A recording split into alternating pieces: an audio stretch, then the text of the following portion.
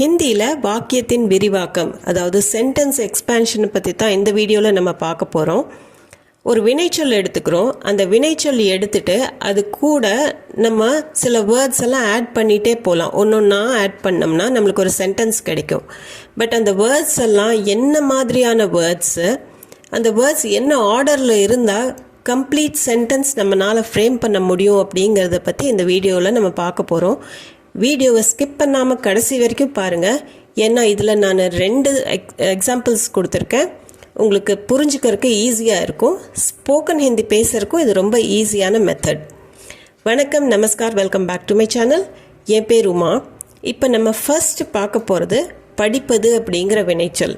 அது ஹிந்தியில் படுனா அப்படிம்பாங்க.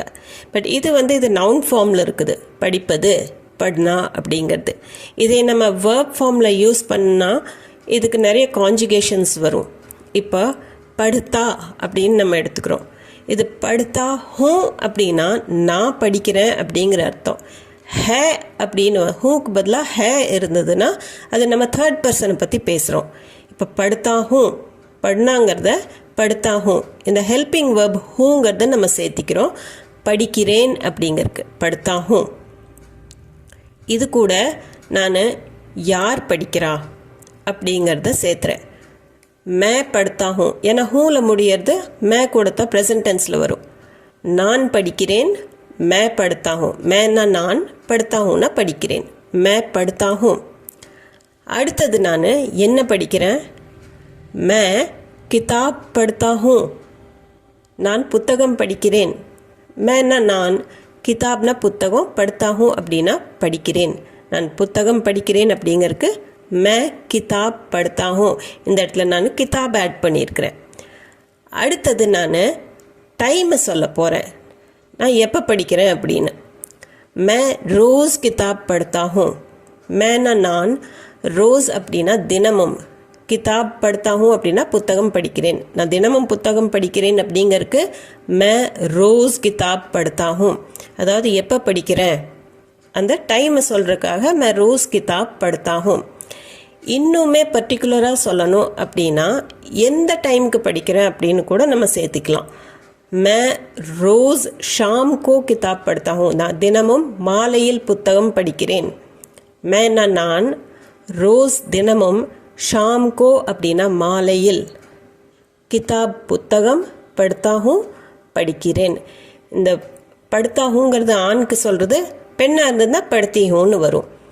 மே ரோஸ் ஷாம் கோ கிதாப் படுத்தி ஹூம் அல்லது படுத்தா ஹூம். இந்த ரோஸ் ஷாம் அப்படிங்கிறது டைம் ஆட் பண்ணியிருக்கிறேன். அடுத்தது நான் ஆட் பண்ண போகிறது பிளேஸ். இதில் பார்த்தீங்கன்னா எங்கே படிக்கிறேன்.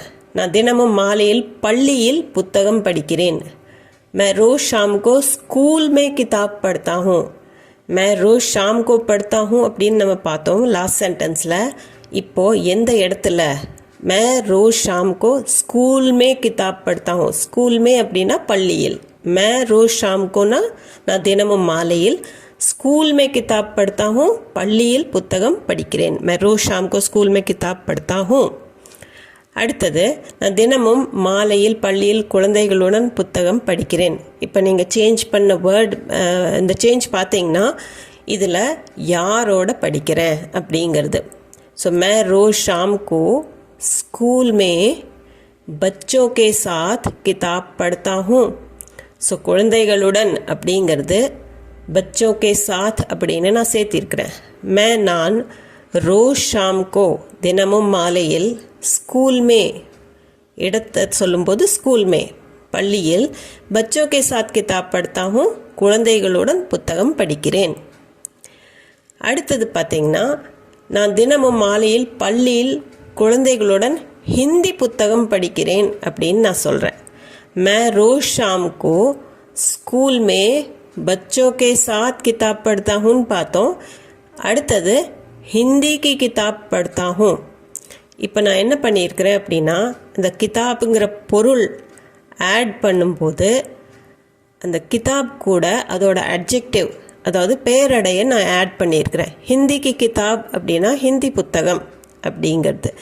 மே ரோஸ் ஷாம் கோ நான் தினமும் மாலையில், ஸ்கூல் மே பள்ளியில், बच्चों के साथ குழந்தைகளுடன் हिंदी की किताब पढ़ता हूँ हिंदी पुस्तकम படிக்கிறேன் मैं रोज़ शाम को स्कूल में बच्चों के साथ हिंदी की किताब पढ़ता हूँ இப்போ ஒரு சென்டென்ஸ் நம்ம இங்கே ஃபார்ம் பண்ணிட்டோம் मैं रोज़ शाम को स्कूल में बच्चों के साथ हिंदी की किताब पढ़ता हूँ இப்போ ஆர்டர் பார்த்தீங்கன்னா பேஸ் வெர்ப் பட்னா இது கடைசியில் தான் வரும் பட் நம்ம ஒரு எக்ஸாம்பிள் எடுத்து சொல்கிறதுக்காக அதுலேருந்து தான் ஸ்டார்ட் பண்ணோம் சென்டென்ஸில் ஆர்டர் பாருங்கள் ஃபஸ்ட்டு வந்து சப்ஜெக்ட் வரும் யார் அப்படிங்கிறது அடுத்தது நம்ம டைம் சேர்த்தனோமா எப்போ அப்படிங்கிறது ஸோ எப்போங்கிறது ரோஸ் ஷாம்கோ அடுத்தது ஆர்டர் பார்த்தீங்கன்னா பிளேஸ் எங்கே ஸ்கூல்மே அடுத்தது யாருடன் எப்படி அப்படிங்கிறது அடுத்தது வரும்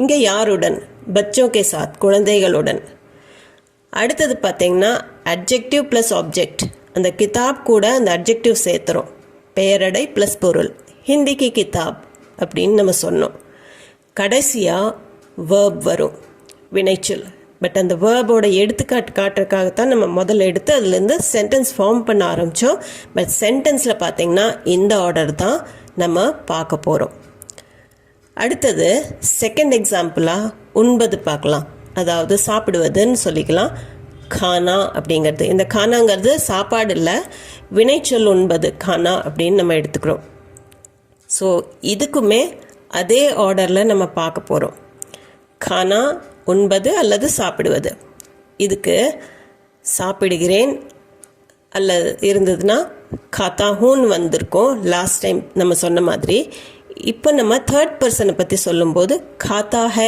சாப்பிடுகிறான் அப்படின்னு நம்ம சொல்கிறதுக்கு காத்தா ஹே அப்படின்னு வரும் ஹூனா மே காத்தா ஹூன்னு வரும் இது அவன் சாப்பிட்றான்னா காத்தா ஹே இப்போது யார் அப்படிங்கிறதுக்கு ஓ அவன் சாப்பிடுகிறான் அப்படின்னு சொல்கிறதுக்கு ஓ காத்தா ஹே ஓனா அவன் காத்தா ஹே அப்படின்னா சாப்பிடுகிறான் இப்போ நம்ம ஒரு வேர்டு ஓ அப்படின்னு நம்ம சேர்த்திருக்கிறோம் அவன் அப்படிங்கிறது ஸோ இந்த இடத்துல பெண்ணாக இருந்ததுன்னா ஓ காத்தி ஹே அப்படின்னு வரும் ஆணாக இருந்ததுன்னா ஓ காத்தா ஹே அவன் சாப்பிடுகிறான் ஓ காத்தா ஹே ஓ காத்தா ஹே இது கூட என்ன சாப்பிட்றான் அப்படின்னு நம்ம சொல்லிக்கலாம் முதல்லையே அவன் உணவு சாப்பிடுகிறான் वो खाना खाता है वो ना அவன் वो खाता है பார்த்தோம் என்னன்னு பார்த்தா खाना खाना खाता है அவன் உணவு சாப்பிடுகிறான் वो खाना खाता है खानाங்கிற வேர்டை நம்ம ஆட் பண்ணியிருக்கிறோம் वो खाना खाता है அடுத்தது டைம் சொல்ல போகிறோம் वो 2 बजे खाना खाता है அவன் 2 மணிக்கு உணவு சாப்பிடுகிறான் அப்படின்னு சொல்கிறதுக்கு वो 2 बजे खाना खाता है वो ना அவன் 2 बजे அப்படின்னா 2 மணிக்கு 2 o'clock खाना खाता है உணவு சாப்பிடுகிறான் वो 2 बजे खाना खाता है பெண்ணாக இருந்ததுன்னா खाती हैன்னு வரும் वो 2 बजे खाना खाता है ஸோ அடுத்தது நம்ம டைம் ஆட் பண்ணியிருக்கிறோம் அதுக்கு அடுத்தது பிளேஸ் ஆட் பண்ண போகிறோம் वो 2 बजे ஆஃபீஸ் में खाना खाता है அவன் 2 மணிக்கு அலுவலகத்தில் உணவு சாப்பிடுகிறான் वो அவன் 2 बजे 2 மணிக்கு ஆஃபீஸ் மே பிளேஸை சொல்கிறோம் ஆஃபீஸ் மே அப்படின்னா பிளேஸு खाना खाता है உணவு சாப்பிட்றான் वो 2 बजे ஆஃபீஸ் மே खाना खाता है இது வஹ அப்படின்னு இருந்தாலும் நீங்கள் ஓன்னு தான் ஸ்போக்கன் ஹிந்தியில் வரும் वो 2 बजे ஆஃபீஸ் மே खाना खाता है அவன் 2 மணிக்கு அலுவலகத்தில் என்னுடன் உணவு சாப்பிடுகிறான் இப்போ நீங்களே சொல்லுங்கள் இதில் நம்ம என்ன ஆட் பண்ணியிருக்கிறோம் அப்படின்னா யாருடன் அப்படிங்கிறது वो 2 बजे ஆஃபீஸ் மே खाना खाता है அப்படின்னு நம்ம பார்த்தோம் இப்போ யாருடன் அப்படிங்கிறதுக்கு वो 2 बजे ஆஃபீஸ் மே मेरे साथ खाना खाता है என்னுடன் அப்படிங்கிற வேர்டை நம்ம யூஸ் பண்ணிக்கிறோம் வித் ஹோம் யாருடன் அப்படின்னு சொல்கிறதுக்கு என்னுடன் மேரே சாத் அவன் 2 மணிக்கு அலுவலகத்தில் என்னுடன் உணவு சாப்பிடுகிறான் वो 2 बजे டைம் சொல்லிட்டோம் எங்கே ஆஃபீஸ் மே யாருடன் மேரே சாத் खाना खाता है உணவு சாப்பிட்றோம் वो 2 बजे ஆஃபீஸ் மே मेरे साथ खाना खाता है அடுத்தது நம்ம என்ன பண்ண போகிறோம் அப்படின்னா அந்த பொருள் இருக்குது இல்லையா கானாங்கிற பொருள் அதை வந்து adjective add பண்ண போகிறோம்.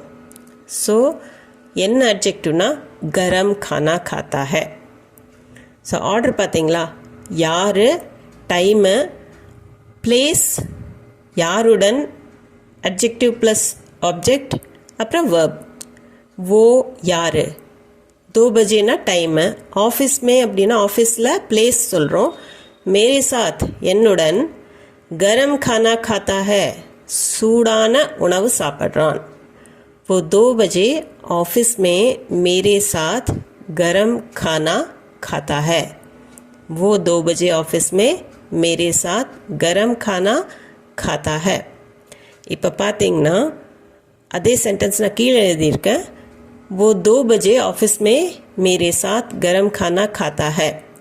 இப்போ முதல்ல என்ன வந்திருக்குதுன்னா சப்ஜெக்ட் யார், वो அவன்னு சொல்லியிருக்கிறோம்.